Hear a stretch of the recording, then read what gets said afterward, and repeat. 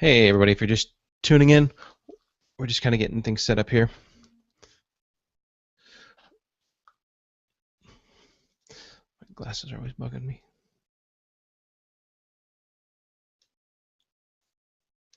All right. The recording's going, so you can whenever you want to start. Everything's good. Okay, yeah, I completely hosed the posts off for this. Let me try get that back up and running.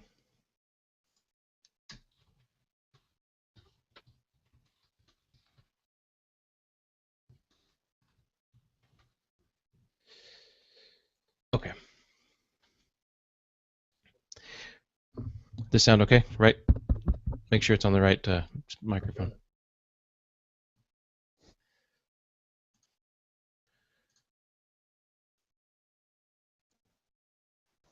Still here? Still this right one? Yeah, you're good. Okay. Hey everybody, welcome to Geeksters episode 141. This is a show where we talk about all things geeky. If it's got a computer in it, we're going to talk about it, whether it's watches, Linux, Windows, Mac, tablets, Wii's, DS's, Xbox, Xbox One, some of those things we haven't had a chance to talk about yet. For them someday. And with the Christmas season just literally right around the corner, maybe we'll have some stories from that. We'll get some of those stuff. I know I'm not going to be getting into those items, but who knows? Joining me today, we are short. We're short Tim. Last week I know Mitch, you were sick, and this week Tim is sick. So you guys are flip flopping it, tag teaming it. Maybe you both just don't want to be seen together. Maybe there isn't. It's like Batman. Nobody can say that I'm Batman. They just can. I don't. What is it? I don't call myself Batman. I'm just saying nobody's really seen me and Batman together. I'm Batman. There you go. Mitch. Mitch is Batman. Happy this week. How you feeling, Mitch? I know you were under the weather last week. Yeah, pretty good. Just a bad cold. I was due. It's been a really, really long time since I had a whole cold, a real full blown out cold, Yeah. where disgusting and ugh. But I'm better. Good. Good. Yeah. Tim sounded like everything was going, and he said, you know what? It was going around. It hit everybody. Now it's his turn. So, hey, the family that shares, it's a family that shares together, stays together. I don't know. Yeah. Something along those lines. But I'm glad you're feeling better. Hey Tim, it stinks, and I'm sorry that you're feeling so bad right before Christmas. But I hope you at least have a couple days off, and it's quiet, and you can just rest and relax and enjoy. Spend some time with your family. Kick your feet up, hot chocolate, a little maybe some cookies, and open up some presents. So speaking of that, it's so Tuesday the 23rd. We're recording this, and then next week. Because Geeksters falls on Tuesdays, it's the 30th, so we'll have one more before the year is over. You know, I say that and then I laugh in jest because I have a feeling that next Tuesday is going to be the 30th. Like I said, it's right after Christmas, and depending on how many of my clients get something new that they want to tinker with, and they call me and they say, "Help! I can't figure out why this doesn't work." We'll see. We'll see what next week holds for us. But I'm looking. I mean, I'm doing it. I'll be here. I'm looking forward to doing talking about maybe some of the stuff that we received, some of our hey, we're gonna go visit family. While you're here, could you fix this type stories? Are you going anywhere, Mitch, or are you staying home? I am staying home. Are people coming to you? Yeah, my stepdaughter and the her kids and their kids girlfriends and yeah, well, and but I'm not gonna be able to see my son until the third because they're going over his in-laws, but we'll see him on the third. Yeah, So I'm a little bummed out. I'm not going to see them, but until then, but yeah, it's too much dragging the baby, and well, then they got a year and a half old, and so at two different times in the same day. So I understand, but I'm going to miss him. oh yeah. No, I really understand. Yeah, I am tomorrow morning. We're dropping the dog off at the boarding place about 9 o'clock, and then right about 10 o'clock, we're heading down. About 4.5 hour drive from here. We're gonna spend some time with my mom. See my brothers while I'm down there. I'm actually gonna stop off tomorrow and see a client of mine. They're in the same town. Since I don't get down there very often. The Pardon me? California. It's just shy of California. So if you're looking at the map of Oregon, I'm going to be heading actually into Medford. So you have Medford, then you have Ashland, and then you are heading to California. So as far as from the border from Oregon, I'm about 40 minutes from the California border, like by Shasta area. We had my boss just retired. Well, he didn't. He quit actually because he was going to probably lose his job anyway. And he said he went back home to Clackamas, Oregon, Yep. somewhere around there. Yep. That's not too far from here. Yeah. So he treated me good. I'll miss him. Yeah, yeah. So we'll be doing that Wednesday through Friday, and then we're going to head to the coast, and that's where my wife's family is. And we're going to spend Friday, Saturday, Sunday there, and then back home for us. So you're always running around. You're used to it. Yeah, yeah. It'll be nice. I'm going to take some work with me. Definitely have some work waiting for me when I get home, but we'll see what's going on. Drone Commander in the chat says, "Woo, Medford." So I'm assuming he knows where that is.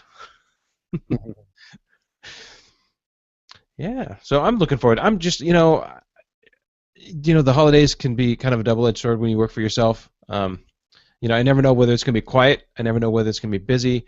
But so far, if you guys can hear that, it's me knocking on my desk. It's been quiet, so I'm liking that. Be able to just get some, just business stuff done today. I had to renew my business license that came up for renewal, and just go to the bank and just move money around, and Christmas shopping and shuffling money around and getting all that stuff done. That's kind of what we've been doing. My wife and I think we're going to go back out tonight, just do kind of final little stuff. All the big stuff's done, and I have just completely just completely used any kind of if you have any Amazon what are those called, referral links. We talked about it many times here on the show, podnuts.com/Amazon. I said we don't see any of that. That all goes to somebody else, but nothing gets taken out of it doesn't cost you anything to use podnuts.com/Amazon, or even if I know there's a lot of other podcasts out there that have referral links, support them. It doesn't always have to be Podnuts that you support. If you listen to, gosh, who else has it? I know the Tips from the Server Room has one. I know that Mark Cockrell from Everyday Linux has one. Mike Smith, that's the other one, has one. Yeah, so if you listen to any of those guys, maybe rotate through, including us. Just do it. I mean, really, it doesn't, like I said, it doesn't cost you guys anything. You're not going to see any add-ons or special hidden fees on your Amazon stuff. And I feel guilty because I don't buy stuff online. I just very rarely. Really, I buy stuff. I hardly ever go to the store. I'm always buying stuff online. I'm one of those. I'll get screwed somewhere or another. That's why I don't do it. I mean, I've done it if I had to, getting a computer part or something, but I don't do it too often. Yeah, well, I mean, if I was to go to, say, Fry's, which is the closest, kind of in the comparison to your the Micro Center, it's a 40-minute drive for me. It's it's a little more than that. It's about 35, 40 miles from me, so it's not close. Well, and I've got to fight. I don't know what the traffic's like there, but for me, I'm kind of eastern or west Portland area, so I have to kind of almost head into Portland and then down, and it gets busy. And I'm a Prime member, and for the $100 a year for Prime membership, I get stuff in 2 days, and it comes on my doorstep. If there's any I've had wrong shipments or shipments that they lost and then they refunded me money. So I've had very little heartache with Amazon. They've always treated me really well, even when it wasn't their fault. Mm-hmm. But yeah, I just if I go down that way and I need something from Fry's, I'll stop in. But generally speaking, I won't unless it's something that I need right then and there, and I know. Then I'll go to Fry's. But generally, I was talking to a client on Friday. We were talking. She wants to move her, and I did this job yesterday. She wanted to move her router. So she's downstairs. Her office is downstairs, and she gets very little reception upstairs. Beautiful house, beautiful house. And so I said, well, let's get those power line adapters. And so while I'm talking to her on the phone, I order them. And then they were supposed to come in last night. They came in yesterday morning. I was able to call her up. I went over there, deployed them, and I need to go to her house anyways because I work with the company that she works with, and she's hosting QuickBooks, and so we need to route all traffic to QuickBooks for her. And so I had to go work on our router because they didn't have the password, so we had to manually reset the router and set all that up. But I just, I ordered on Friday. It was here on Monday. Done. I don't have to go shopping for it. I know what I need. I know what I want. So Now, are you getting, because of this time of year, because all the sales and everything, are people, your customers, are they asking you, what are good deals now, getting laptops? I'm getting that constantly from friends of mine. People come to me at work. Hey, see any good deals on laptops? And there are goods. oh yeah. Usually they're gonna. I got a friend of mine, a real close friend of mine. He was looking for one, and he's got an old Vista machine. I'm trying to talk him. Just let me put a new hard drive and put Windows 7 on there, which we still may do. In the meantime, I'm showing them they had in Staples Circular, they had a Windows 8.1 machine from Dell with the touchscreen for $299. That's really super cheap, and he went there. They had one left, and he's talking to the guy, and he got scared, so he didn't get it. Of course, they sold out now. They're all gone. Yeah, well, that's a. I mean, even at that price, they probably have a Celeron processor. But if you don't need to do anything, but No, it was an i3. really, Yeah, that's what I'm saying. I mean, I know, yeah, I know what the good, if I see a yeah, good deal, and he didn't want to spend a whole lot. He didn't need the i5 or anything. He just going to browse through email. That would have been great. And but I say you got to get it. I mean, you're not going to see it any cheaper now. That's better than I saw a couple for $250 like Asus i3s. Actually, I saw them too in person. They're really, really cheap looking. I didn't get it. See, I got my wife a laptop, and it's just all she does is pay bills, and she's coming from an AMD single core 32-bit Vista. So this is it's an Intel, but it's not an i3. It's a quad core, but it's good. It's going to come. It has to be a lot better than what she has now. So I think she'll be satisfied. Because I yeah. was going to get her an i3, but I didn't. This looked Well, better than the i3. the i3s are just kind of that's kind of like your base model now. I mean, that's Right. your no AC manual Windows Right. manual lock car on the dealer. They'll have plain Pentiums. That's what this one. If it's a quad core, but it's close to. I think it might be a little bit up from the Celeron. But a lot of Celerons now are dual cores. Right. But Right.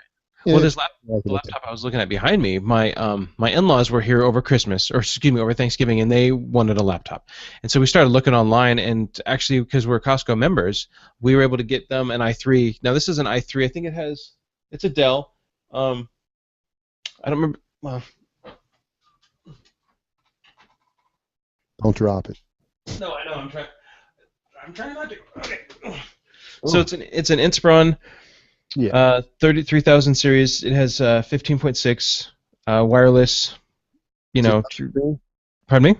Touchscreen? No, it's not a touchscreen. It's Windows 7. This is the model that it's not. I think it was 369. I haven't really done much with it other than just kind of get it up and running. It is running Windows 8.1, so I'm spending. It is a new one, huh? Uh-huh. I Okay. am spending a little bit of time, learning, trying to learn Windows 8.1 on it. I put StartX on it, so cost me $5 to do that. But I pulled it out. It came in really fast right after Thanksgiving, so I spent some time getting it all up to date and ready to go. And it came with a free year of Office 365, Wow. and Yeah. but I put it back in the box. And so I thought, well, before I leave town tomorrow, I should open it up, get it back online, do any Windows updates, kind of just get it ready to go. And it's I had like an update. I didn't really have anything to do, so Micro with it. Center were selling these Windows tablets, and they had like an 8 GB one for like $60. I almost bought it for a friend as a gift, and that came with a year of Office 365. Yeah. But after reading reviews, it's only 8 GB. It's like the operating system's taking up just like 95% of that or whatever, and it wouldn't have been much room, for any apps. What few apps they do have on the Windows side, but it was pretty fast. Quad core had like a couple USB ports, I believe, and maybe USB. 3, I think. I might be wrong on that.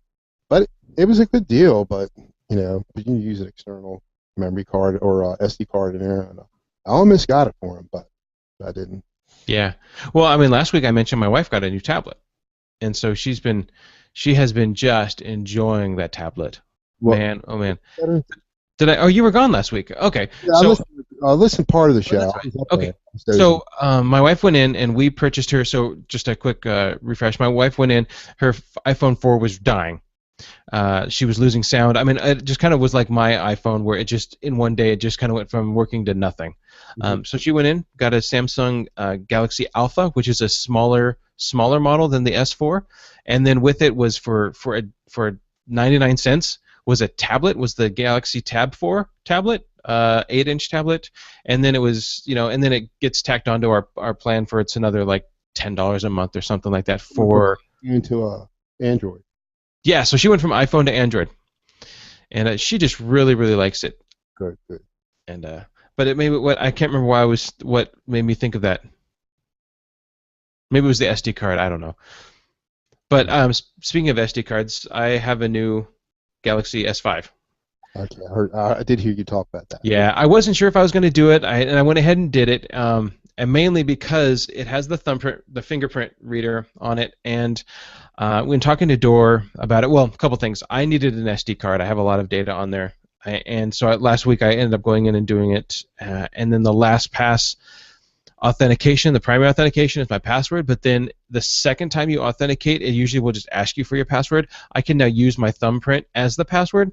So that I like that. I like being able to just swipe my thumbprint, open up LastPass, and now I'm good to go. Very good. So I did that. But I wanted to mention this just was one of the things that I came across that I wanted to talk about on the show, or at least bring to our attention. And this came from Matthew Williams. On Google Plus, he had sent this out. I believe we're talking about Office 365, and like my parents, they have a paid version, or it's the free for a year, right? Well, now my parents will either have to, in a year from now, next Christmas, they're going to have to decide what to do. Do they buy Office? Do they renew their Office 365 license, or do they go with something like LibreOffice, right? Well, a website called OnlyOffice.com. It's a web-based office. It's a web-based office suite. I went ahead and got a free. I went ahead and signed in, got a membership for it, and it's actually not. It's actually not bad. Totally free. Totally free. So if you go to personal.onlyoffice.com, onlyoffice.com, and then you can go to personalonlyoffice.com. It looks like I don't have my registration. I may have signed up with my. They've made some changes to it. Originally, you had to authenticate either against like Google or Facebook, and now they've changed the plans. And I just saw this email the other day where you can actually just do a username and password. You don't need to authenticate against another party. But yeah, it does. It does a whole lot of stuff. It's all HTML5. You can do project management. You can have charts. You can do invoicing with it. You can do document management. Gosh, this is online. Stuff locally. Pardon me? You save stuff locally. I'm not sure if you can save stuff locally. I mean, yes. Well, you can do it online, save it, and then turn around and then download it. But it does PDFs, text, docx, doc, ODT, RTF, HTML, EPUB. So really, you know what it looks like? It looks an awful lot like an online version of LibreOffice. So that's pretty cool. I was glad to see this. So if you have somebody out there who needs Office, they're not really interested in Open Office, or maybe they're using a tablet. Now I have not put this on my wife's tablet because there's a lot of other programs out there that can be for tablets or for touchscreens. But onlyoffice.com, and it's free. Yeah, because like this friend of mine that he missed out on that one laptop. He did get another one. He did get a new one. He's going to need an Office, some kind of word processor. Right. That sounds very good. Right. So this would be like it's Google Doc-ish. But I wanted to mention that onlyoffice.com. Just throw it out there. Thought, why not? Competition or more of these brings competition because one person's going to do one really good, and then the next company's going to come in and do something a little bit better. So I'm always for some diversity and that. So you said you did you work on you said you worked on another computer kind of before the chat Yeah, and, I and don't you get paid. I just do stuff for friends. I know, but you get all the hard stuff. And yeah, it's just this thing was so infected. It was an older Centrino. It had a Core 2 duo processor, but it only had 2 gigs of RAM. I worked on it before, and it had when I worked on it, it had Vista, but now it had 7 on there. I'm not so sure it was a legal copy, but anyway, it was just so hosed. Um, couldn't do anything. I got it to boot up, but it was just like pegging at 100%. And I did get into safe mode. I was able to run some things, and then eventually I couldn't even get back in safe mode. Safe mode wouldn't even boot up, and it wasn't that big of a deal. And I said, just because he went out and bought a new one. He went and got an i5, and um, I said, just let me reinstall Vista back on it because that's what he still had his recovery partition intact, and so I did that. But I mean, I was just I tried to clean it, and I got to use Malwarebytes, Rogue, Adaware, junkware removal tool. But when I was online, it would just peg at 100%. And then I think the last time, whatever I used the last time, I couldn't get back in safe mode. It's just, I didn't spend a whole lot of time on it, but it's strange. Now, in listening to the Podnuts show, call-in show on Sundays with Hmm. Jeff Alish, and Marvin mentioned a utility, and I knew they had it. I might have used it once. Malwarebytes has a separate, like a rootkit Yeah. thing, and he says because he had a couple that he did his usual stuff, and he had to do a reformat, but he kicked himself for not using that because he said that probably would have worked. Now, do you mean Malwarebytes is they have a? Do you mean their anti-rootkit, or do you mean the Malwarebytes where you can have different extensions on the end so the No, no, viruses? no, the rootkit, the separate thing. Okay, yeah, See, I could get Malwarebytes to run. And it cleans stuff up, but it's just using 5 or 6 different things. They're all finding different things, and you right. get to the point where it's still pegging the CPUs. There's some bad stuff going on out there, and I'm not sure what it was. But I didn't use like there's another one, Gmer, I've used in the past. I don't ever Hmm. use that. I think it's a rootkit thing too, and need to explore other options. Well, and all these tools that I mean, I don't know about the rootkit, but Gmer, I've ran that in Mhm. before in the past, and I haven't ran it enough to really um, to make it. Me either, but it did help though. It's been a while. Yeah, I was going to mention it's in the D7 Mm. toolkit, Right. and I mean, I come across a lot of stuff just from seeing that. I'm like, I have never even seen this program before. No, I think Brian's done some tutorials on it, I believe, in the past. Oh, on is it GAMR? Is that what it is Something called? like that. Yeah. GAMR. Let me. Well, when I look that up, that's not what I'm looking for. It comes up with the Great American Group, and it's a stock quote. If anybody is interested, they're down 0.50. Either. It might be. I mean, Well, GAM. Oh well, we'll find it. So if anybody in the chat room has it, yeah.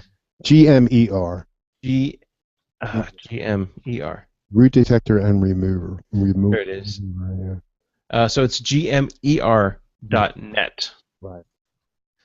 Okay. Yeah, I've not.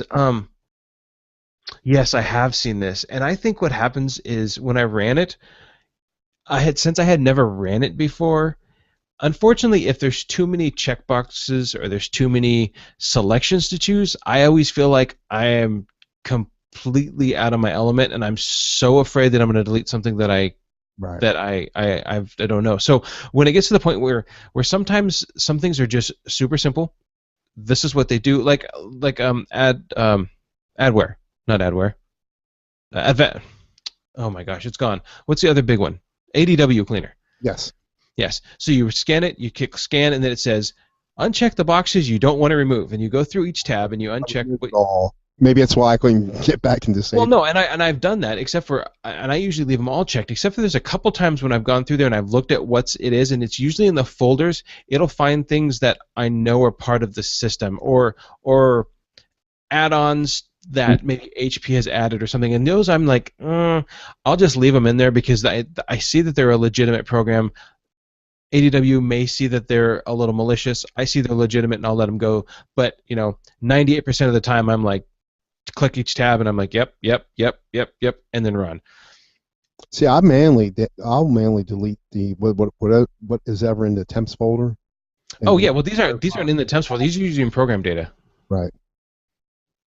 Oh yeah, no temp folder goes away when I'm using D7. One of the first things, and I know I'm going to be running a lot of scans. I'm like, why work harder to scan data that I'm already going to throw away? So I go in there and I tell it to delete temporary internet files.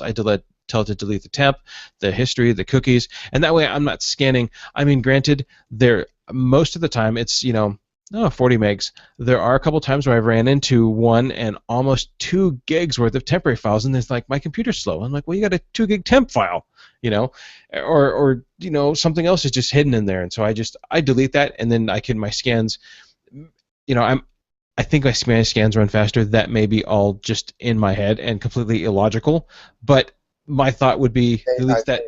that works for me, is if I have to scan A through Z and it's going to take X amount of time, if I start removing some of the alphabets, it should scan a little faster.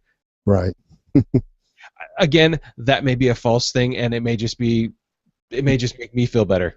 You should have seen that machine with only two gigs of RAM doing that the other day. Oh, I have extra RAM on hand, but it's old RAM, and there's times when I think, I should go buy RAM and just keep it on I hand used to have it. to have. I don't fix PCs. I just do it for Well, I, friends.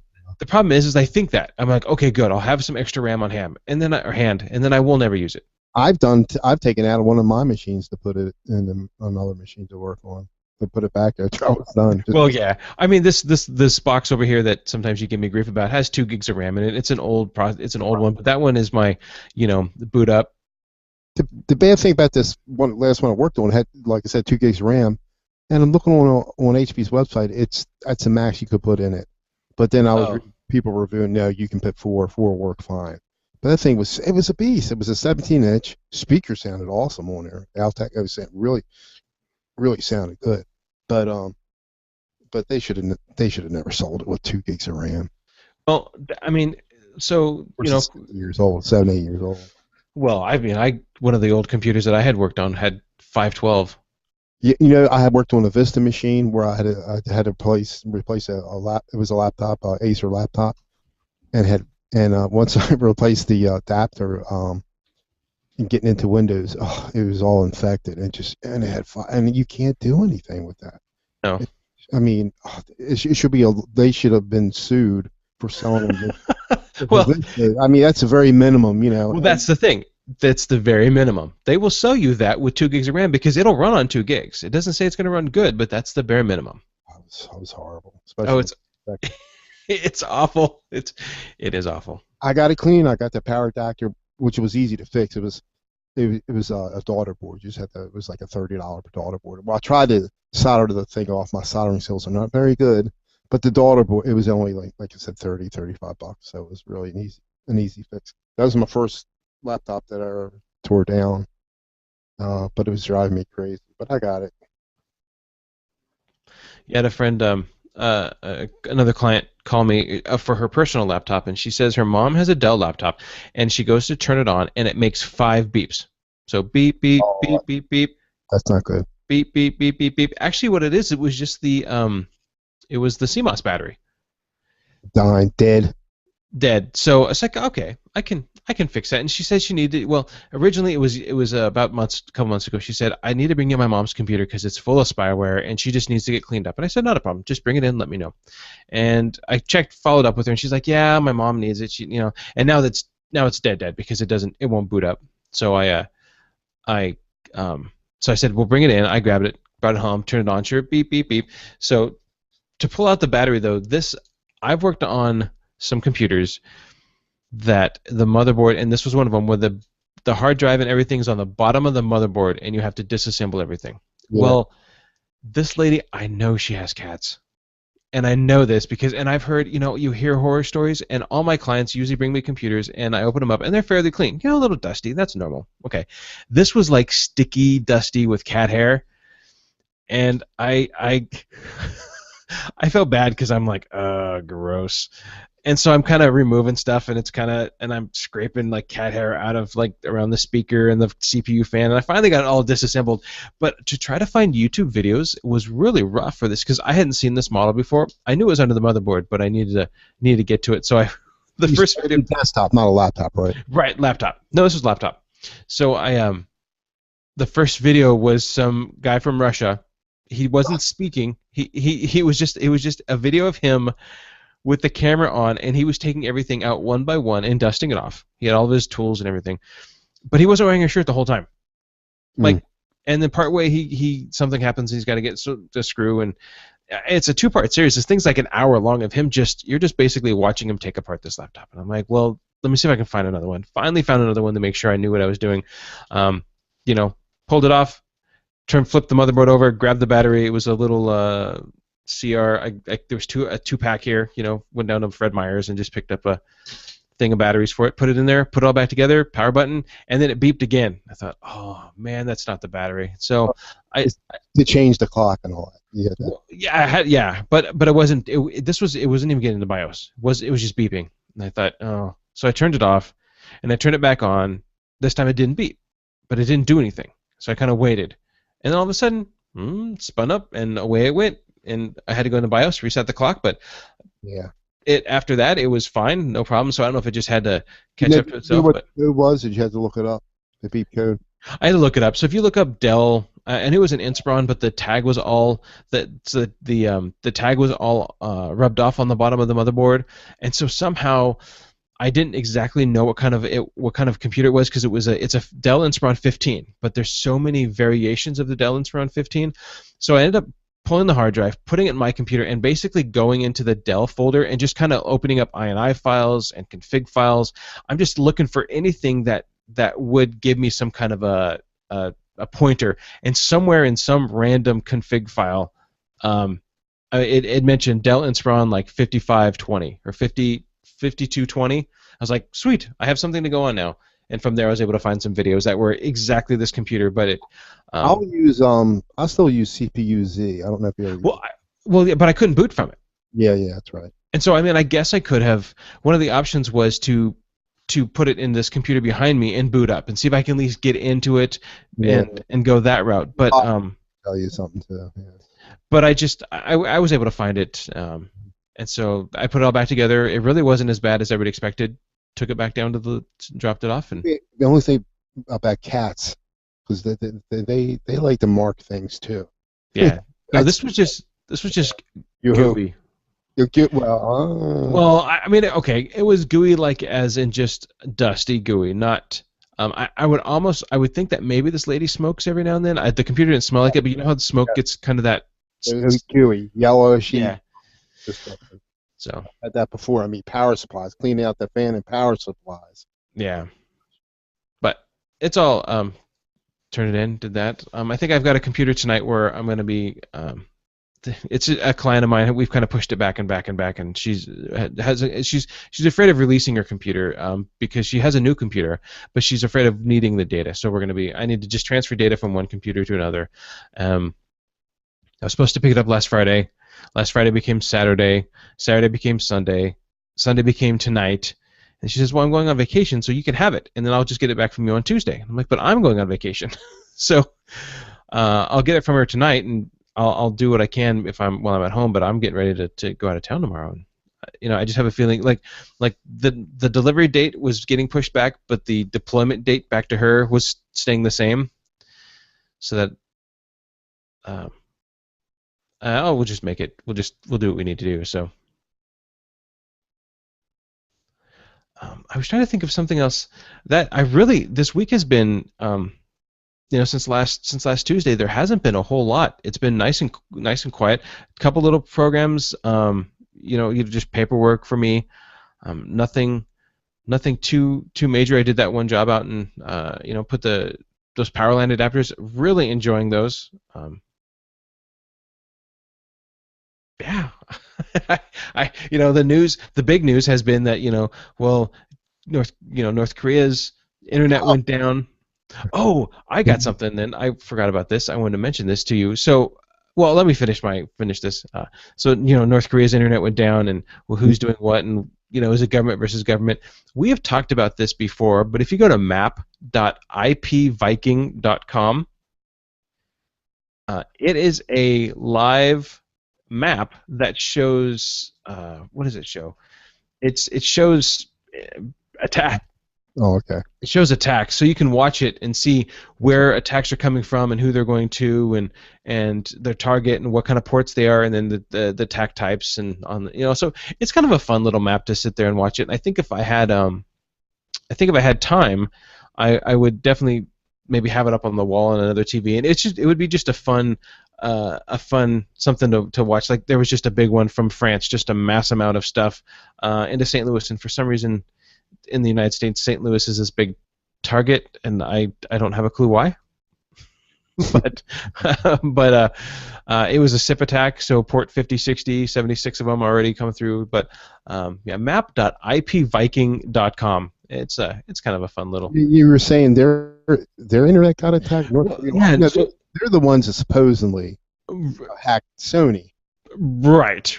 Well, for that spoof, that interview movie about North Korea. I mean, going in there and trying to kill the North Korean president or whatever he's called. Right. Well, I think it was yesterday. North Korea's internet. Well, so the United States, of course, we're a freer country than North Korea. But there's multiple ways for us to get out. There's multiple ISPs. We can get out of the country in multiple different ways.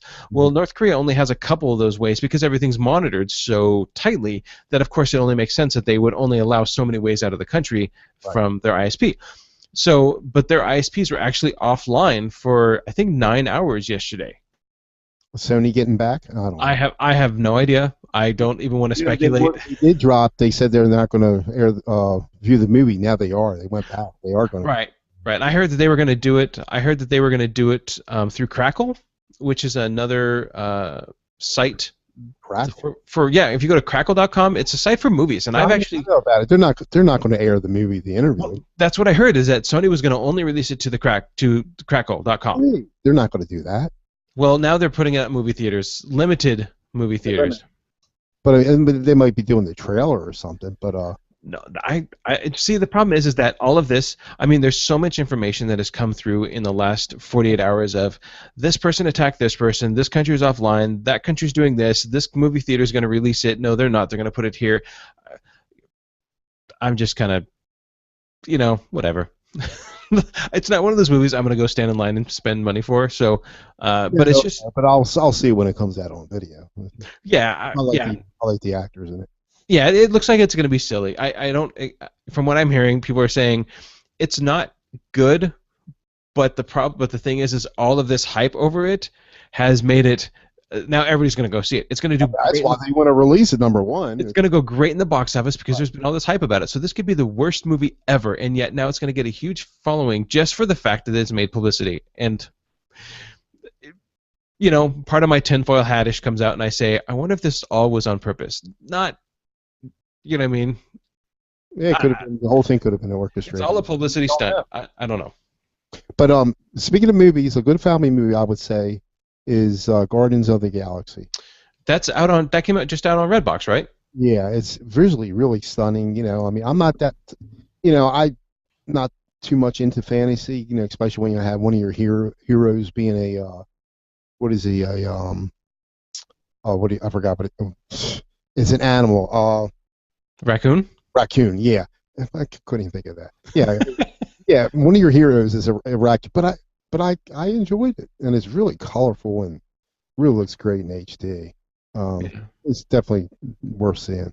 I'm right there with you. I'm not a big I like sci-fi, but I'm not a Yeah. big like X-Men or I do. No, I'm in the X-Men. I liked a lot. I see. saw it. I've any of those movies I just don't get excited for. So my son did go see Guardian of the Galaxy, and I was like, now I'll watch it because it's out on it's out on Redbox and I can get it for $1.50. But um, at first I was like, I I'll rent it, but it's that genre doesn't really do I'm much for me. more to the sci-fi or the Star Trek, maybe Star Wars. Well, I like Star Trek way more than Star Wars. But Well, that's I because we also root for the Ravens too, so we would just want yeah. Well, the way they've been playing lately, oh my gosh, horrible. Well, I will watch it. And Aaron and Oregon Aaron in the chat room says it's an awesome movie too. So I'll have to. I will rent it. I mean, even if you don't like them, it's just because visually it's really appealing, really, Yeah. really good. Do I have to think very hard, or can I just kind of just watch it and not Well, think? it kind of makes sense as it goes on. A little confusing because there are a lot of things, but Because it's a talking raccoon. you'll get the gist of it. It won't take long. Well, that's cool. So here's something. You're sitting down, right, Mitch? So Yes. I have a friend who works for Comcast, and we give him a bad time. He knows he knows he works for Comcast, and he's got it. He is actually tech support internally with Comcast, so he handles internal tech, which is nice. So he doesn't have to deal with customers. So Comcast, I have to give Comcast a high five this week because they have done something great in my book. But this is for me now. Comcast released a notice, and it is true that, and this goes for you, Oregon Aaron, if you're a Comcast member, Comcast increased internet speeds for residential computers for residential customers in 5 cities, and those are Seattle, Portland, Salt Lake City, Denver, and Colorado speeds. I heard about this and I tested it. I did speed test. I was getting 50 megs. My plan is 50-10, so 50 megs down, 10 megs up. I tested it from speedof.me, the Xfinity speed test, and also the speed test, the normal one, and they were all relatively same.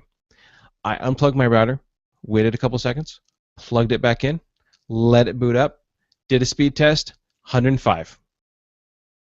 I doubled my speed from 50 to 100. That's what I get. Well, I don't get quite 100. I get in the 80s, 90s. So Okay. and it was free. They did it now. Like I said, it's only for Portland, Seattle, Salt Lake City, Denver, and Colorado Springs. So Oregon Aaron said yes, he is too. So I mentioned it to Cody Cooper, and he went home and did it, and he's like, done, Jumping for joy. jumping for joy. So I don't really. Comcast is not.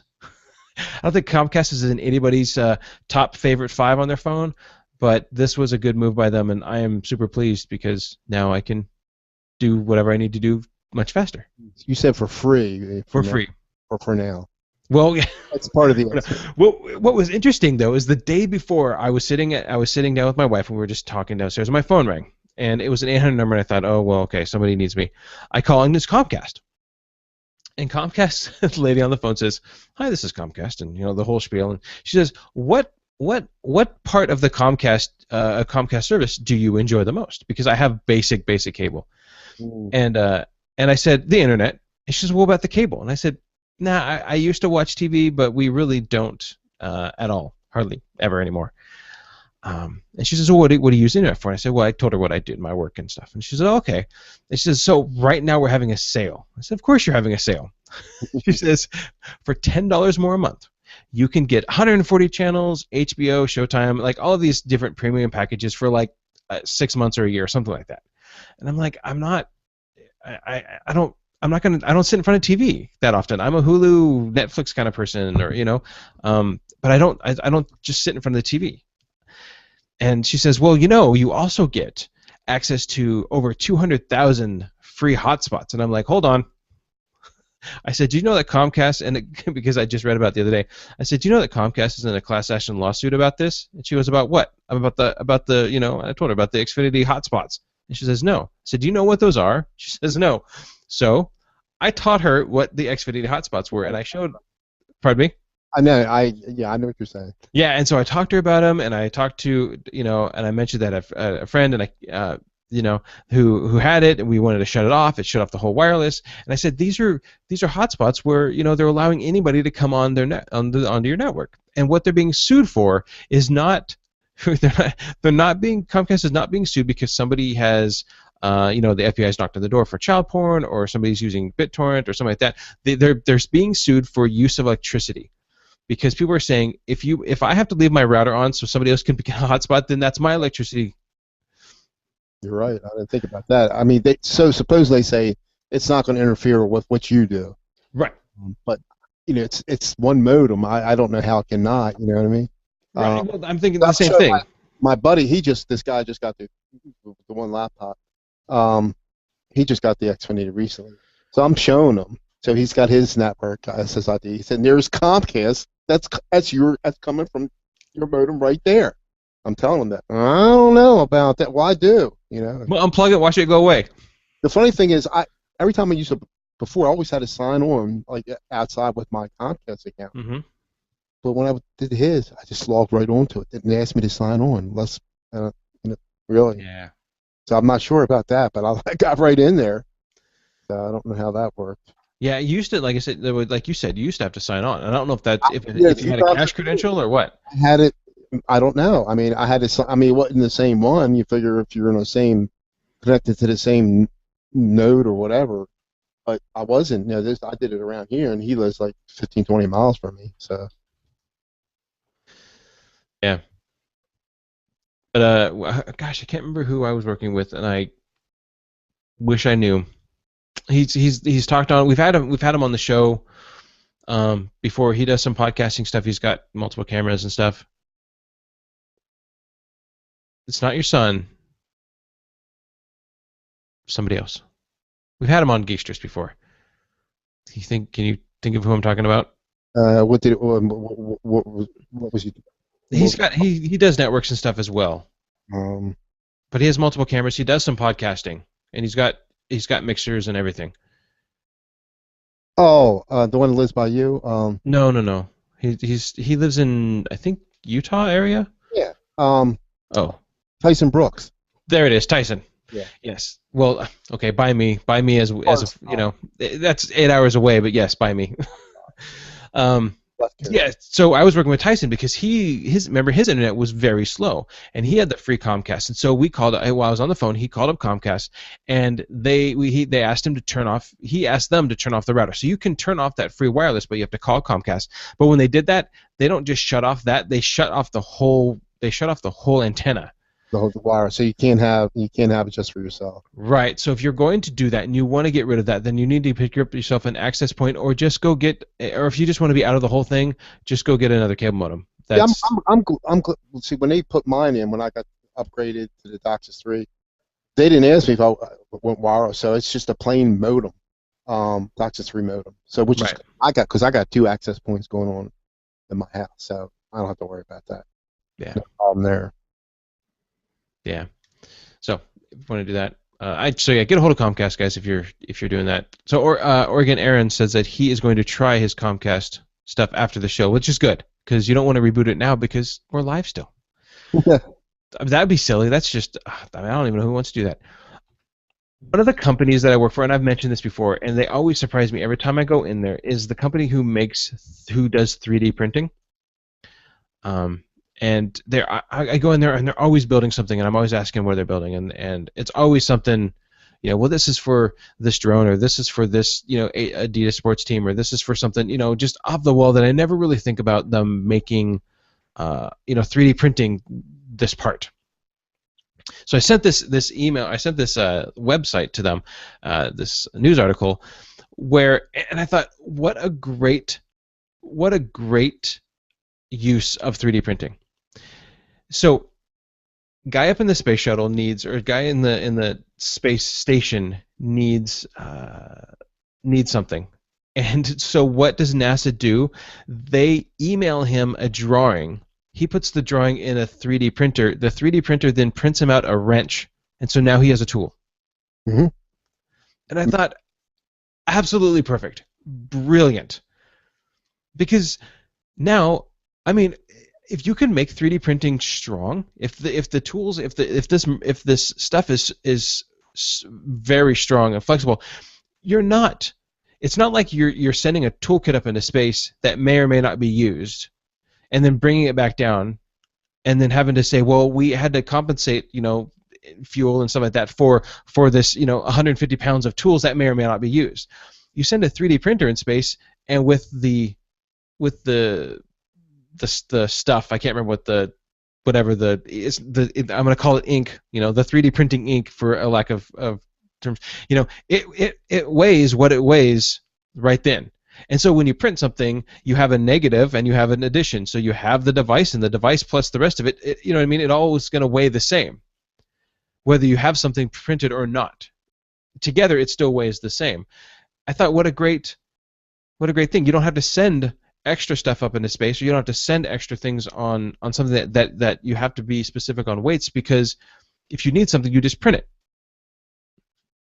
I don't know. I was excited about that, and actually the gentleman that I work for here, that I'm contracted with, he knows the gentleman who worked with NASA who printed, and he called it something. I guess I want to call it filament or something, but it's what the 3D printer uses to make the device, the ink, if you will. He knows the gentleman who worked with them to do that, and I guess it's just getting stronger and stronger, and they're just using just better and better tools, because everybody's seen those 3D pins where it kind of extrudes something and you draw and you kind of build on itself. These 3D printers over here, and literally it's less than a mile from my house. What they do is it's this fine, really fine sand. It's not sand, but it is, and it's a machine that it has it spreads it across, and then a laser up on top basically cooks the design, okay? Yeah. And then it spreads it across, and the laser up top cooks the design, and it spreads it across and cooks. And so what happens is now, and the bottom, so it spreads it across like this, it cooks it, and the bottom goes down a little bit. It spreads it across, it cooks it, and the bottom goes down a little bit. And so basically what you're doing is you're building from the bottom to the top, or if you will, and that's how this printer prints.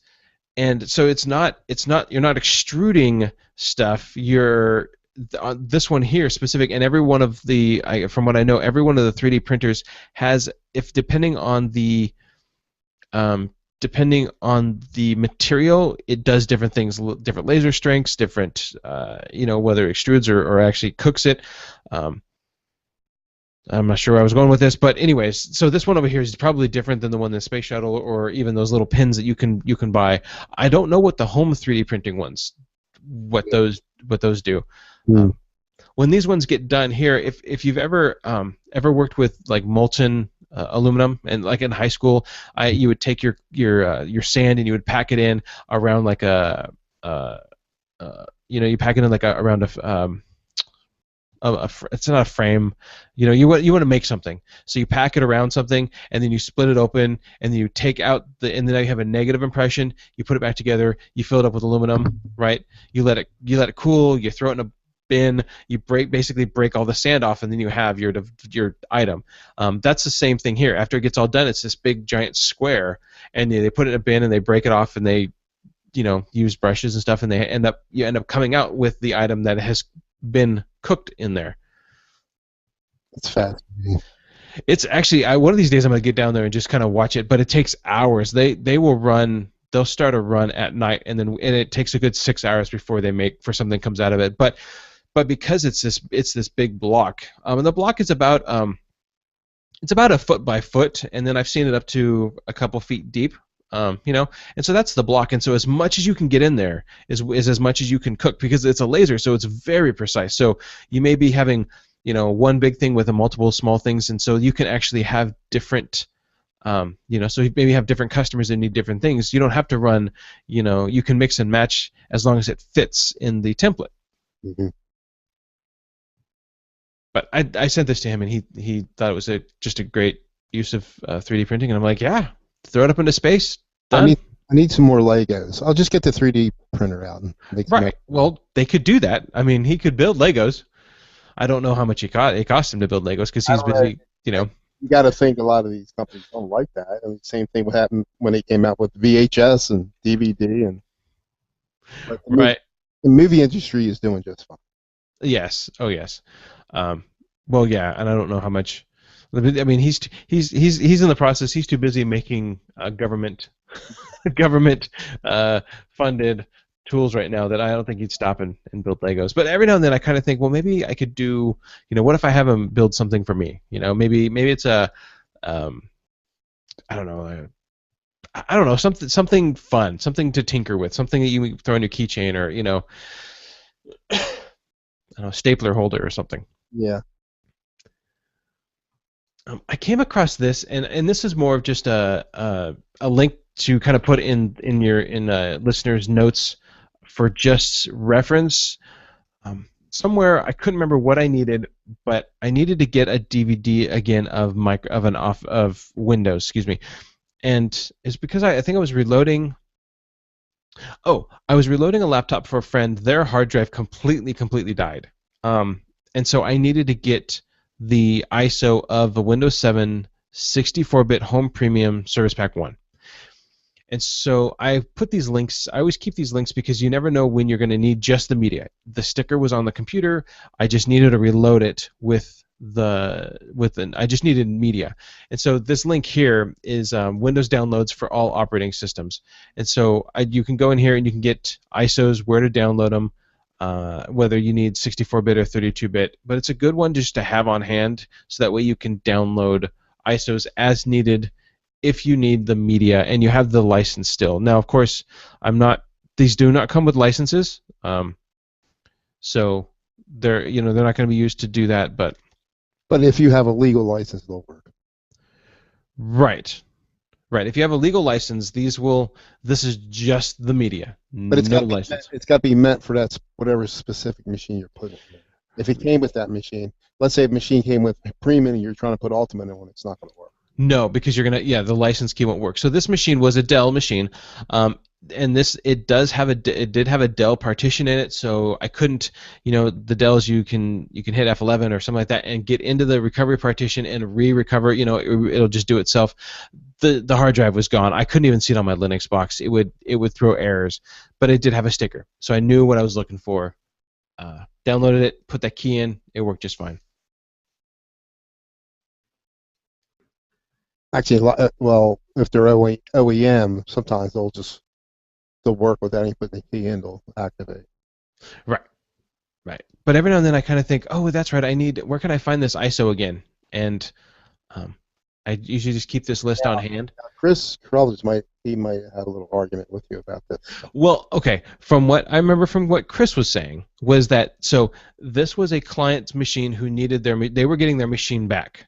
So I used the media and the license on that. I believe what Chris was saying was that if she said, I'm done with this machine, Martin, you can have it. And then I say, Mitch, I've got a machine I'm going to give you. You put it on there. I use that same license and I give it to you. I cannot do that. That is technically supposed to be against Microsoft's laws. But if I give it back to the same user, I can reuse that key. Which makes no sense to me. Well, because if I got to have everything intact anyway, it's going to be the same thing I'm giving to you. That's what I don't understand. Right. I'm just saying what now again, I'm hearing this third person because I'm hearing it from Chris on the podcast, the Podnuts call-in show. That's what I remember him saying, which I didn't know that. I assumed it was the same way where if I handed you the computer, the license follows the computer. Now, whether you have it or Tim has it or Dor has it, if it follows the computer. So if it gets reloaded with the same key, then it can go. But apparently, it follows the user. Mm-hmm. Okay. You can take that information. You can do what you want with it. Essentially. So. Those are. I was trying to think. There was one other thing that I did, but I can't. Like I said, it's been fairly quiet. Nothing too major. So I wish I had. Well, how do you like your phone? Your new phone? I do like it. The screen is a lot brighter. Fast. It is much faster. The finger reader. I'm trying to unlock it, and it keeps telling me no match. So. Yeah, I'm crazy about that. I'm sorry. Well, it's locked again. It's I, I see the benefit in it, but it's I think what happened is I held it and swiped my finger, so my finger's sideways with it. I'm gonna have to unlock it and pick another finger that I can put flat. Other The thing, pro- just make sure they're one of yours. right, right. But the problem I run into is that because I was holding it when I swiped it, I can't in the car when it's on the dash mount. I can't replicate that same hand angle. Mhm. So it's I just can't walk up to it and swipe my finger and be done with it. So I'm gonna have to fix that. But I want it now. I'm debating on the finger thing. I like it because of the LastPass integration. But what I don't like is that it's just sometimes it's not Bonk. very good. Yeah, that's what I heard. I mean, Um, I almost got the S5. It was between that and HTC One M8, and I'm really satisfied with mine. I think HTC mine doesn't have as much bloatware on there as TouchWiz or whatever Samsung. I forgot what they use. yeah, the TouchWiz is what Samsung used. Now, one of the first things I did though is I put the Google Now launcher on it, and so it's the Google launcher, Google interface on there, and now it reacts to when I say "Hello Google" or "Okay Google." It reacts to that. Sorry, I knew as soon as I knew it. That as soon as I said it, my phone was gonna trip up and You say don't have to be rooted to use that, right? no, no. Now with the other I have to think because I believe on my wife's phone she's using the Samsung TouchWiz. Mhm. Um, I think she can say it, but I don't remember. I'll have to just make her say it and see what happens. But she's had her phone now for a couple weeks. She's used it just a little bit. I need to sit down. I just haven't made the time to sit down with her and say, okay, here's some of the tools that we can. Put Voxer back on there. Put, what podcaster she wants to use, what music she wants to use. Loading music on there, and that may be one of the things we need to do. We need to do tonight. So she's got music for our road trip tomorrow. Right. But yeah, I can't. Unfortunately, I think I'm out of stories. I'm Yes, looking You'll, forward to the holidays. so I mean, I'm having almost 2 weeks off. I don't go back to the man. I won't know what to do with myself. But as you know, I was searching for a guitar. Yes. Um, I just haven't pulled this string. Black Friday, the one I wanted, that was the best deal I could have gotten. Now it's like $200 or $300 more. So I'm like kicking myself. Um, but I'm going to get something, I think. Yeah. Yeah. Yeah, Adam Hammett in the chat asked how the Google Now launcher is on battery life. Well, this phone has a better battery than my old one did. It's a little bit stronger, but it's also newer. And so really, it's not. I can go all day, and unless I really use it heavy, I can last all day easy. Where my other phone, I was always plugging it in. One of the little annoyances is that what's nice is this phone is waterproof, or at least water resistant, up to 3 feet for 30 minutes, up to 3 feet. So you dropping it, it's not really going to do anything. But because of that, the bottom of the phone, I don't know if people can see it on the. I'll explain it, but if people were watching it live, the bottom of the phone where the charger is, there's a cover, Mhm. and there's always this little. I always have to get something really small to kind of open that up because there's a plastic ring around it, so that seals that closed. Whereas my my phone that I just dropped, my my Samsung S4, it has an OtterBox on it, but so without the OtterBox, of course, then the oh, good grief, it was always exposed. Right. The and so that's one of the things where I get in the car and it's like, oh, I got to find a paperclip or something tiny to kind of pry that open a little bit, and I'm kind of nervous about what that's going to do to my over time. How's that going? What's that going to do to my phone? Because I'm always opening and closing that little tab on the bottom there. I'm really afraid that that piece of Right. plastic is going to wear out. But it is so for bright. It's not like you're going to go swimming with your phone.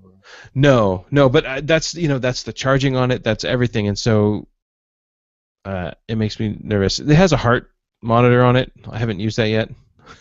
I was talking to Tim. Either it's one of those things where it's like, well, I'm alive or I'm dead.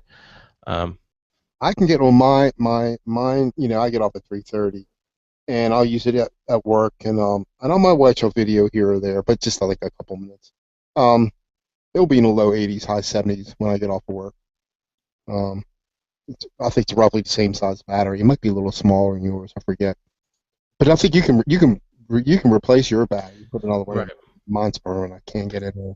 Yeah, I wanted to go with something that I could use my SD card with, my micro SD card. And so the replaceable battery, the micro SD card slot on this. Now this one, as opposed to my S4 we could take, it was 16 internal and then up to 64.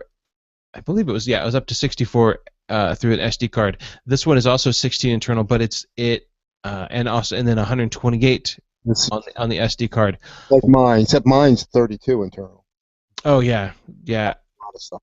But what I notice is that even this is 16 and the other one's 16, there's not as much data on it. Like it feels like it's less bloated with it. That could just be Yeah, perception. that's one of the reasons why I didn't get it because they said it was bloated. I mean, but it was. I almost got it. But I think you got a real good camera on there.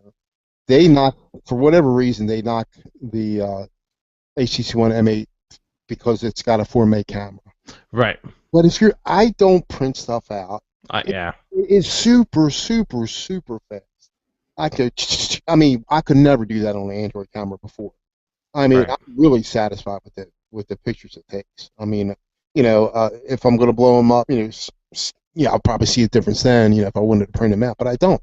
I just print stuff. I put them on. I take pictures. I'll just keep them on the computer, put them on Facebook. And if I'm printing 4 inches, that's going to be fine. But I don't even print any. I'm real satisfied with that camera on mine. But yours is really well rated on the S5.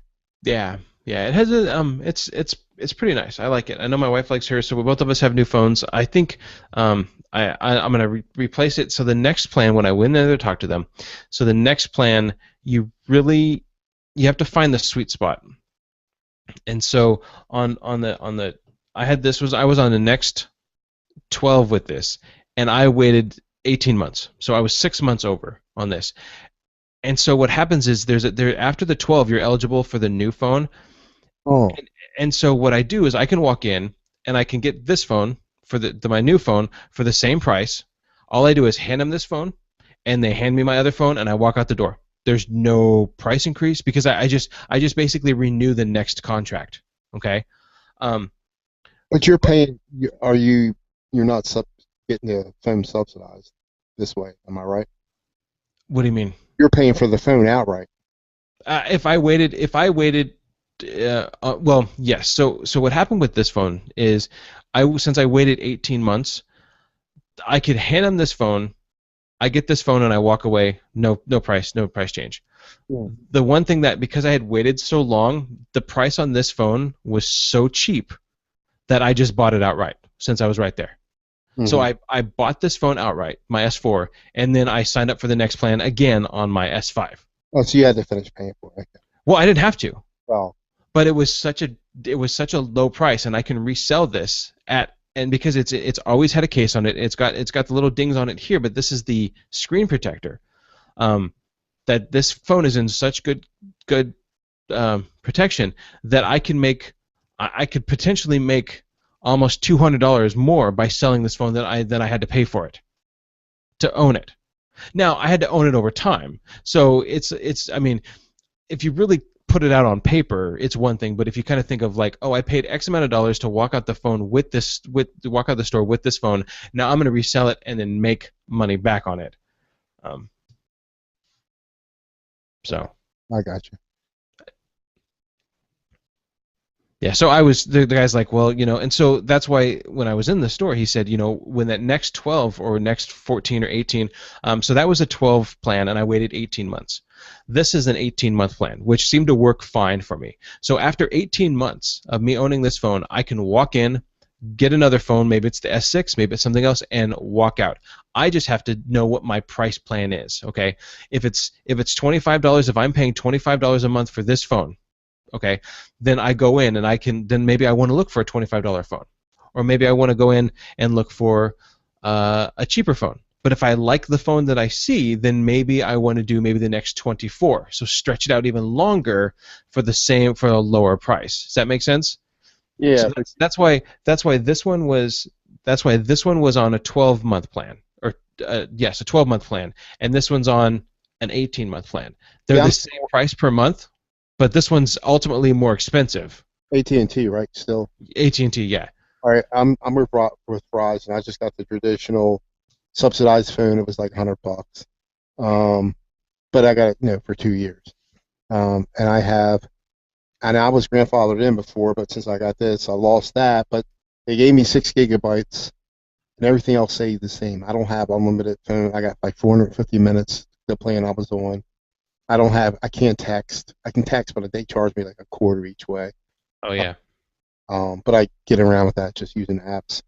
But I only pay $73 a month. You can't beat that.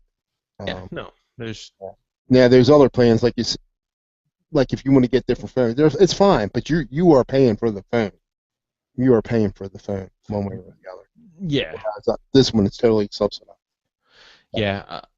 Adam in the chat room was talking about his S4 that he has and the battery life, and he says he gets 15 to 25 hours of life each day. They're 3,000 milliamp batteries, and he bought them for $20 on Amazon. And I just looked. That's a Uh, that's a big battery. that is a big battery.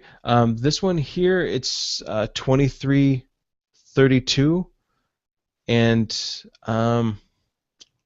I'm just looking to see. It doesn't. I'd have to go quickly look and stuff. But this one's 2332 for this battery. It's a 2800 milliamp battery.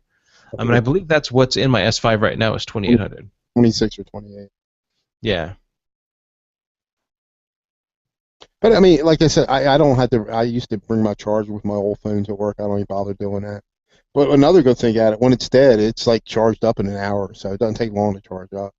Yeah. Maybe 2 hours. Well, here's an S5.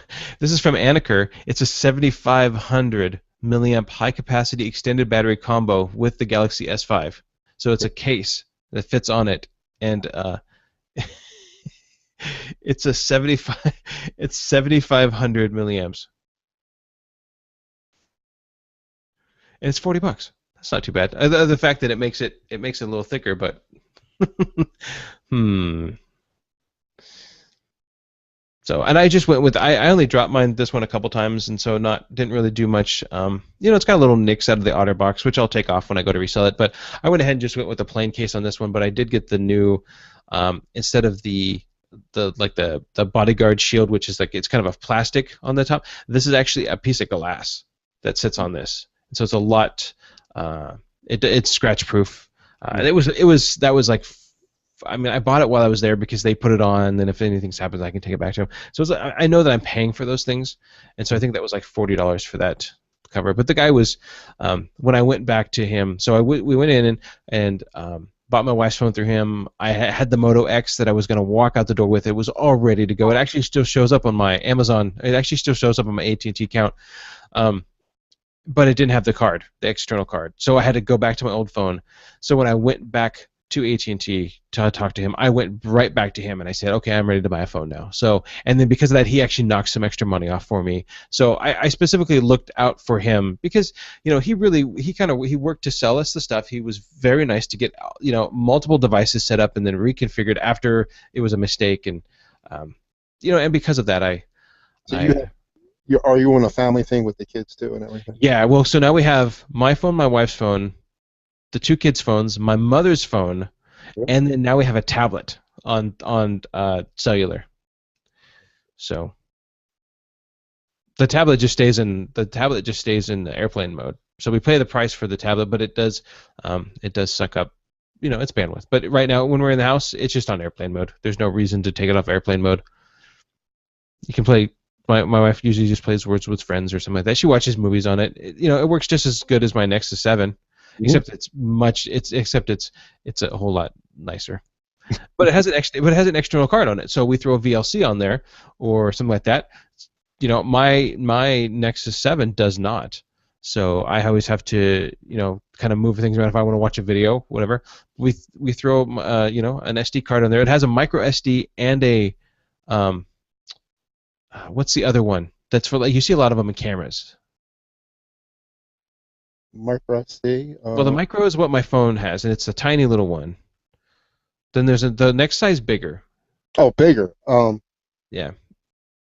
Anyways, her tablet also takes those as well.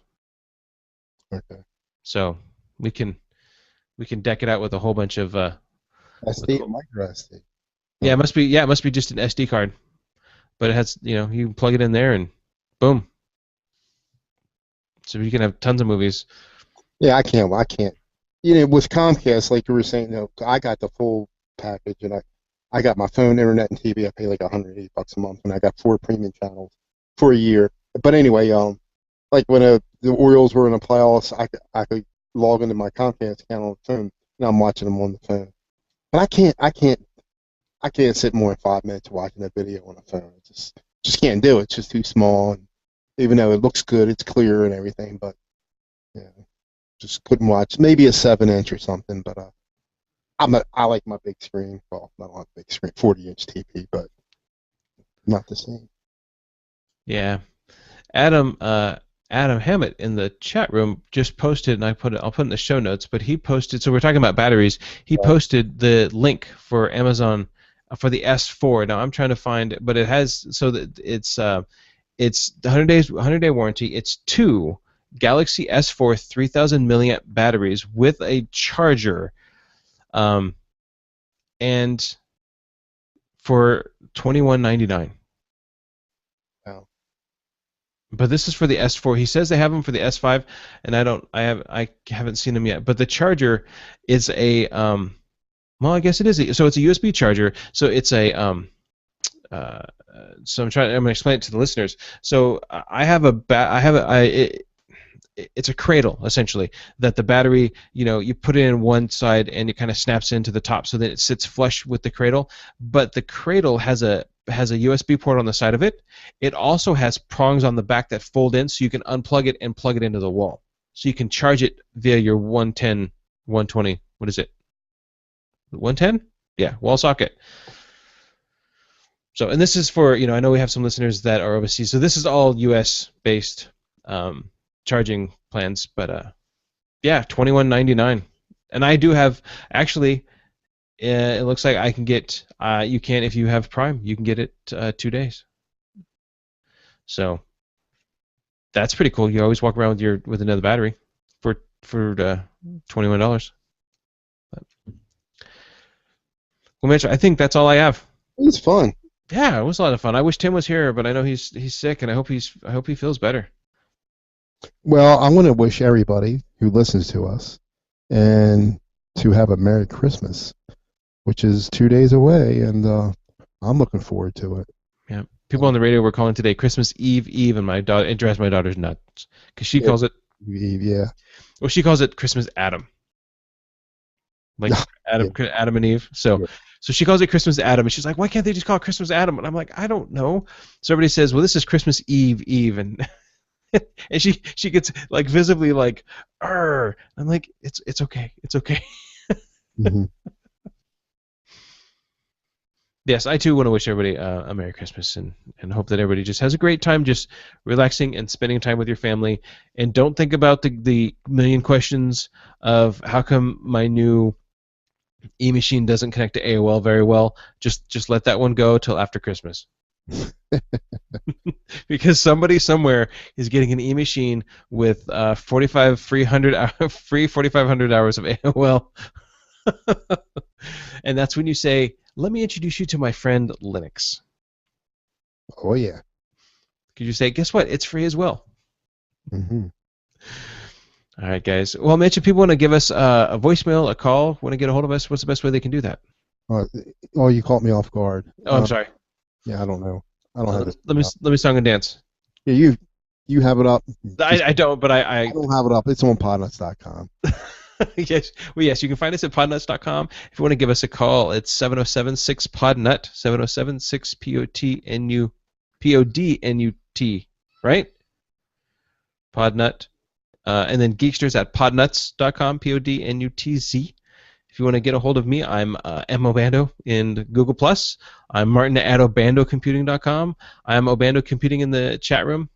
If you're listening and you haven't come and visit us with the chat, come and hang out with us.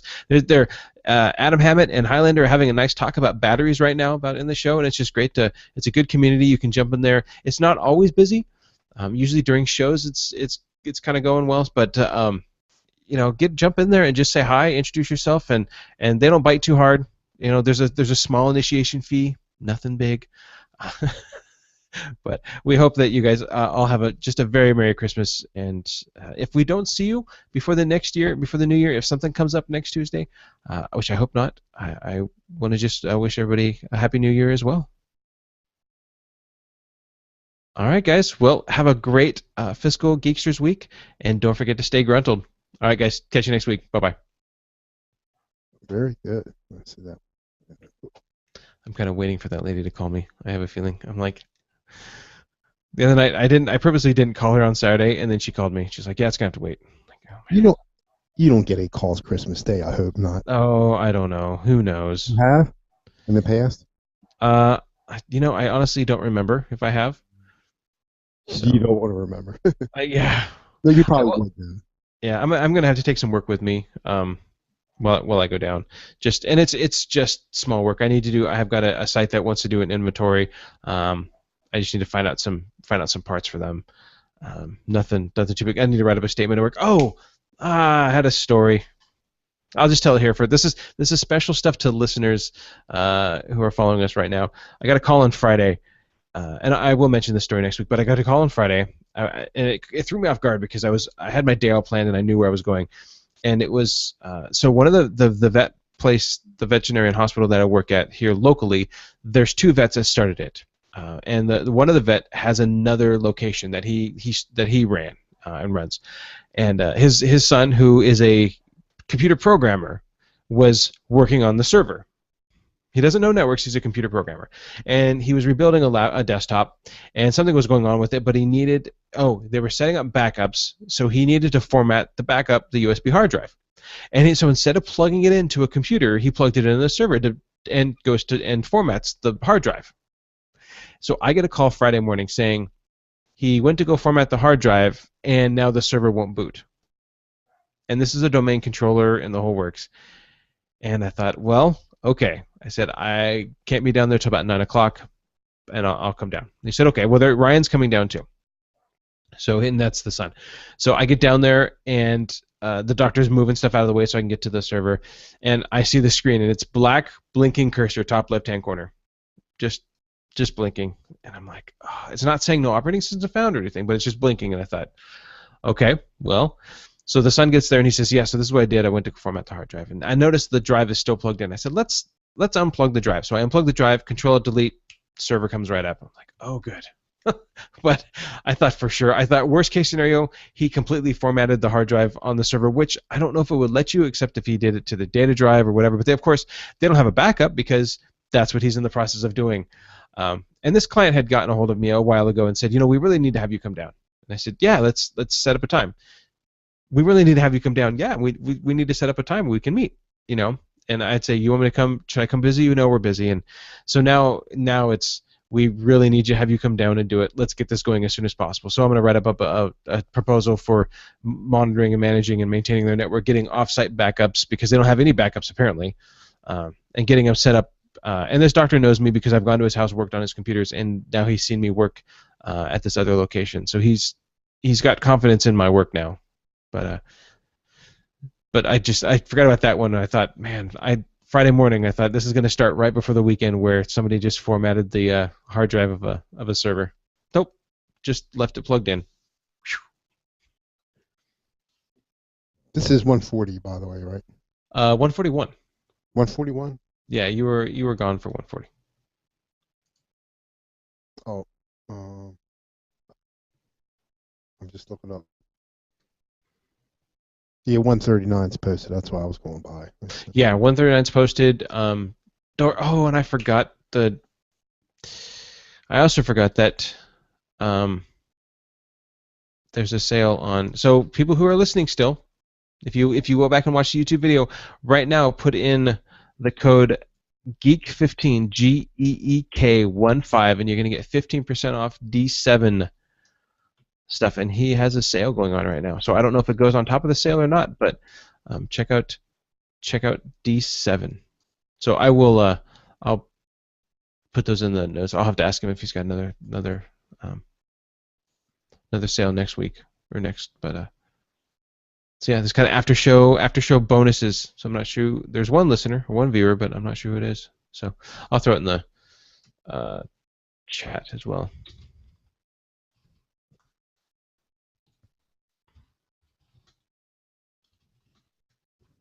See, I thought about getting it, but I don't D7, but I don't do enough. You know, I don't, Well, you and I know, don't Mitch. pay for. I don't take money for most of the stuff because I don't. I just do it for friends. I'm not doing it anymore for. Yeah, so I don't know. I don't know. I used it. I used it when he first came out. Started doing it. When he started using D7, but I didn't care for it actually at the time. But I can Yeah. see its usability though, especially now. Well, and I wasn't sure where I would use it as well, um, but I have found that I use it. I use it a lot more than I thought I would because it's kind of my go-to. It's like, Automated. Yeah, I understand well, that. yeah, and it has all the tools that we've talked about. And I was going to mention Patch My PC. We has all these tools that you hear people saying. My friend kept asking me for some reason. Patch My PC came onto Lifehacker, and I had all these people saying, "Do you use this? Do you use this? Do you use this?" And I'm like, "Yes, I use it all the time, actually." And I said it's actually included in one of the tools that I use all the time. And so I thought wouldn't use D7.2. I thought because I'm not a break fix place, I wouldn't. There's not really a need for me to do it. But because it does so much more than just your typical break fix, I find myself using it all the time Yeah. because I can clean out temporary internet files. I can run quick scans on something. I can use it to just do patches on it. I can use it for CCleaner. I mean, instead of going to Ninite, I use that a little bit. I use D7 quite a bit because I can just, it's just there. And so I find myself reaching for it a lot more than I thought I would, which is good because, I wanted to support Nick, but I didn't know how much I was going to be using this tool, and I, I like it. I really do, and I know people. We're still live, and I know people are wondering.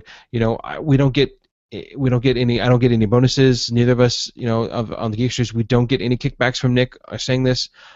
It's just a damn good tool. I really, I, it does so much more than I think it can do, That's why I would and like to do it just to get it just for the heck of it. But it's yeah, I don't. I no, could just I get understand. off and try to use it. It is a good amount of money you have to put down to get it. It's not a cheap tool, but because it's not a cheap tool, you don't get cheap stuff. It just automates a whole bunch of stuff, and I don't use it. I still a little leery about the automation part. I have a set of stuff that I will automate myself, Mhm. and you can pick and choose what you want to automate and what you don't want to automate. I just don't go in, turn it on, and walk away.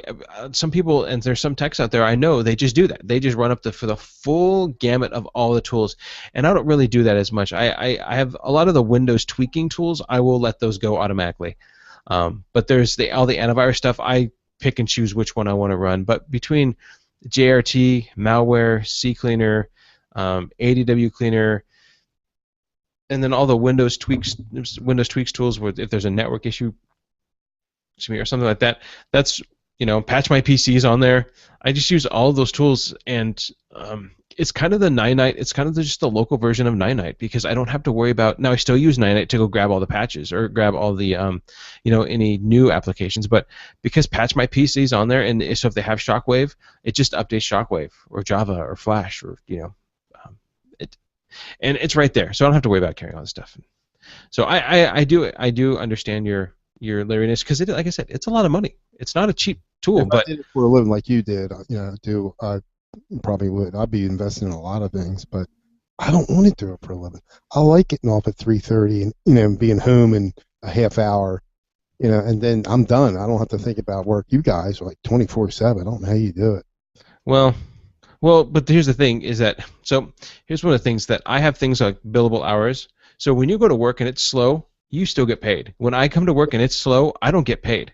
Yeah. So it seems like I work all the time. That's because I have to be working to make billable hours. If I'm not doing anything, if the day is slow and I'm taking a nap, I'm not getting paid. When I worked, I mean, I remember working in education where you take a little bit of a longer lunch. You'd maybe be able to come in a little later. You'd maybe have some vacation time. I don't have any of that to carry on. So you said you're on vacation. You probably have some vacation time to bank on. Your I want paycheck's to say that, right. I want to say, are you getting paid for Christmas Day? right, exactly. So there are. Yeah, there is some freedom in working for yourself, but a lot of you know, negative too. I don't want to discourage anybody from doing it, and I really, really love what I'm doing, and I enjoy working for myself, and I enjoy being, having this company. But it's not just sweet money's going to come rolling in, and I get to play golf or I get to just hang out all day because I own my own company. Well, that may be the case later on. Later on when I have an employee and I can take some vacation time and I'm still making money but not working at it, you know. But then that's where I have to start doing. That's where I have to start automating things. If my cost is X amount of dollars to clean up a computer, or it's going to cost, or I'm going to charge X amount of hours to clean up a computer, well then what am I going to do to make it faster? Maybe it's using something like D7. Well, now I can say that's going to cost you. We're going to throw it out there. That's going to cost you 160 to clean that up. Okay. Mhm. If I break that down, and it takes me about an hour and a half to do it. You're looking at X amount of dollars per hour. Well, now if I can take that and say, I know that it's going to cost. I'm going to charge them 160, but I'm going to spend 10 minutes with D7 and cleaning up their computer. Mhm. Then now my cost, my hourly wage has just screamed through the roof. There are those days where you do that, where you're like, awesome. And there are the days where I've learned, and new owners of companies will learn this, is that I charged to do a project one time. It was one of my first projects. I think I charged like $1,800 to do this project, and it was a fairly big project. And this project went on and on and on and on, and I got to the point where I calculated all my hours, and I thought I have now worked less than minimum wage, and to get this project done. And so I now, if I've, and this is just learning, really just learning this as a business owner, is that you need to find out, you learn how long something's going to take you. And what's great about that is that you say, okay, it's going to take me this long, I'm going to charge X amount of dollars, and then you may or may not fluctuate on that dollar amount, but your skill set and your tools that you use will become faster and you'll become more efficient. So as things go on, the whole goal is to make yourself, to do a project faster, but yet keep the same cost, the same billing invoice time, and so that way now you can do more for less, and it makes. I guess I've gone off on a different tangent, but yeah, if I'm not, I work all the time because it's billable hours. When I'm not working, I'm not getting paid. Paperwork, like I have receipts here. These are just receipts that I need to put in the computer. I got to put in my accounting. It's time away from the kids. I don't get paid to put receipts in. That's not my job. If I had, now it's my bookkeeper's job. And so when I put receipts like this, I will put those receipts into a spreadsheet. She will then charge me to put those into QuickBooks. So that keeps it. So I put them in. I don't get paid for that. She puts them in. She gets paid for that. Who's she? Who's she? She's my bookkeeper. Oh, you do have one. Okay. I have a yes. If you're listening and you have a small business, get yourself a bookkeeper or an accountant. Best money you'll ever spend. So just take that burden of that extra paperwork. No, I have a good bookkeeper. I've met her once. She actually lives in Utah. We talk all the time, Voxer or email, but I've only met her physically in person one time over the last probably 2 years that she's been working with me. Tyson's wife? Nope. No. But she is phenomenal. I cannot say too many good things about her. Good. So, all right, I'm going to go figure out what my wife is up to, figure out what my daughter is up to. Great one. You too, Mitch. A safe trip. Yeah, it shouldn't be too bad. We're gonna leave. We're gonna get down there early, like I said. Check in the hotel room. I'm gonna go check on a client. We're gonna probably go to the movies over the weekend. I'm gonna see my brothers, and their family and their kids. Well, one brother's kids. My other one brother's not married, but I've got one brother who's married with kids. So. What movie? I think we're gonna. I don't know yet. It's kind of up between Into the Woods, which is the Johnny Depp movie where they take a whole bunch of different grim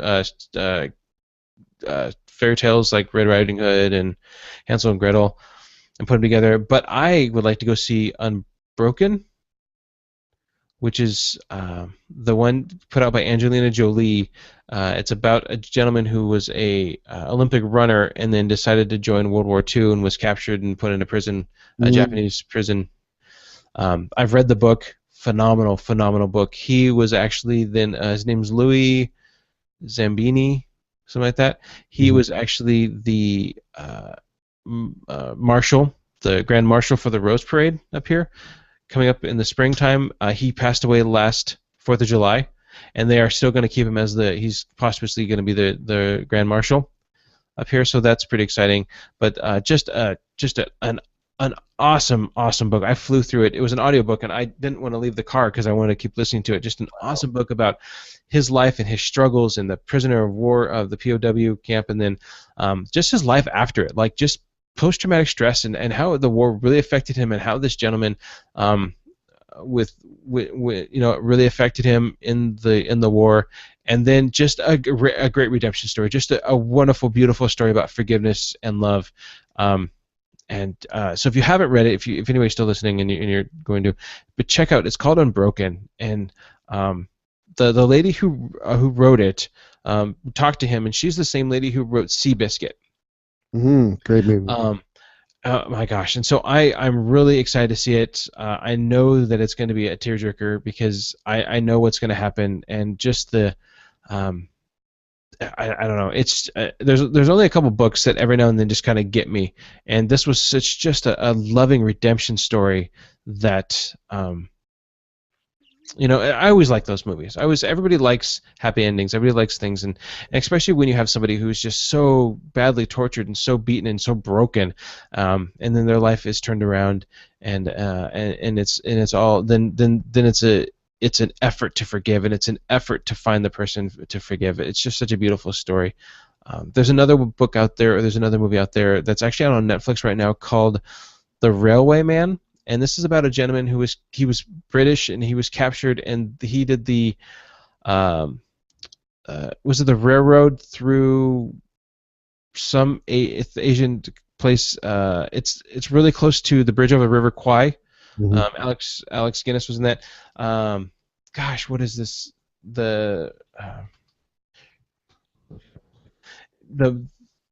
He is a Japanese labor. He was Japanese labor camp, but he was on. It's some railroad that they built in World War II. The Burma, the Thai Burma Railway. Okay. It's Colin Firth and Nicole Kidman and some other guys, but Colin Firth and Nicole Kidman just do this.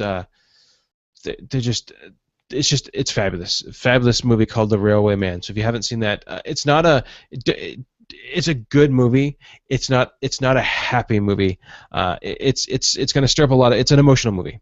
So it's not, you know what I mean. So if you're going to sit down and watch it, at least for me, it does. It's an emotional movie, but it's another beautiful story about redemption and love. And I mean, the tag from IMDb says a former British Army officer who was tormented as a prisoner of war at a Japanese labor camp during World War II discovers that the man responsible for much of his treatment is still alive, and he sets out to confront him. Wow. Like I said, it's in Redbox, so $1.50, pick it up, Railway Man. But Do that. All right. Have yourself a great Merry Christmas, Mitch. Don't work too hard. Actually, don't work at all. You have my permission to take off the next couple weeks. I won't be. Excellent. Merry Christmas. Merry Christmas, Mitch. Talk to you guys later. See you later. Bye-bye.